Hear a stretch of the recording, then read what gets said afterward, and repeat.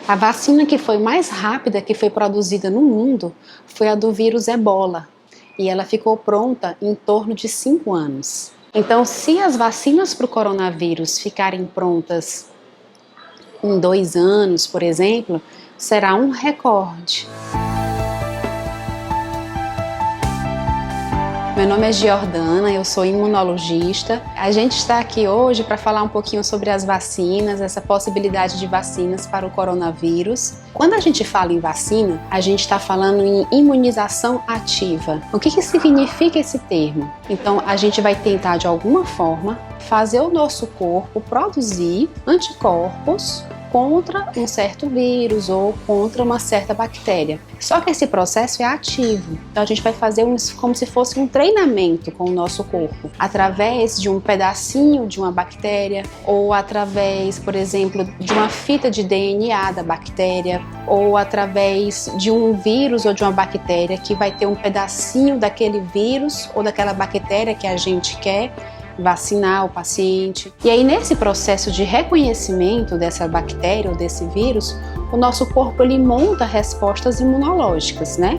Nós temos que montar os famosos anticorpos neutralizadores, que são anticorpos que, quando chega aquele vírus ou aquela bactéria estranha, eles reconhecem e se grudam nele para tentar controlar a expansão desse vírus dentro do nosso corpo.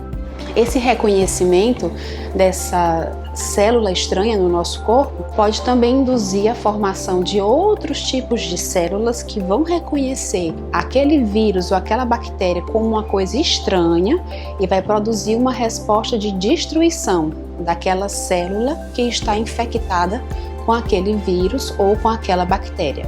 Um outro conceito que é interessante a gente entender é a imunização passiva. Por exemplo, na imunização passiva não é como as vacinas. A gente não vai induzir o corpo a ter esse treinamento e guardar as memórias. A gente já vai dar os anticorpos prontos para eles já agirem na hora em que forem colocados naquele paciente. Na prática, se a gente conseguir induzir que as pessoas produzam a memória contra o coronavírus, né, e a partir daí guardar essa memória de proteção, é muito mais seguro do que a gente pegar todos os pacientes doentes e sair tentando executar todas essas normas de segurança com o soro dos pacientes que já ficaram imunizados. Quando a gente vai montar uma vacina, a gente precisa saber qual é o material que eu vou utilizar. Por exemplo, um outro vírus, uma outra bactéria que não causa doença na pessoa que vai receber, colocar um pedaço da informação genética do vírus que eu quero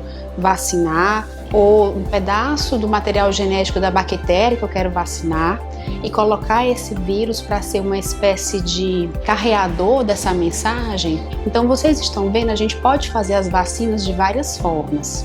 E aí tem todo um processo que depois que a gente seleciona o material, a gente precisa saber se esse material é capaz de induzir a formação dos anticorpos neutralizadores, se eles são realmente eficazes no combate àquela doença. Aí depois a gente tem que testar em animais e depois nós temos que testar em humanos. Os testes em humanos, eles começam com grupos pequenos, aí depois nós vamos ampliando os grupos. Essa ampliação, ela tem que ser totalmente acompanhada, para nós acompanharmos a questão da eficácia, a questão da segurança e dos possíveis efeitos colaterais que aquela vacina pode induzir. A vacina ela não pode induzir uma doença ativa mais grave do que a vacina, do que a própria doença que nós queremos proteger o paciente. É por isso que esse processo demora e a gente precisa acompanhar todo esse passo a passo, para que a gente possa realmente ter um produto eficaz, seguro para as pessoas serem imunizadas.